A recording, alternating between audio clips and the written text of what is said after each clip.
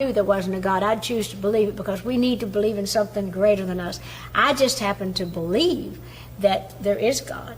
And I believe that through God all things are possible. And I've proved a lot of that. I pray every day that God will lead me and guide me and direct me, and that He'll bring all the right things, all the right people into my life, take all the wrong things out.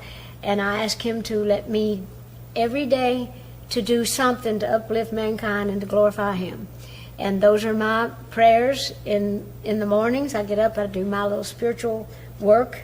I read my little Jesus Calling book, all the little things that every day, that where it's dated and everything. It means a lot to me, because sometimes I think God speaks to me through that little book. I've noticed so many times that I myself have had things going on and I was just wondering about the answer.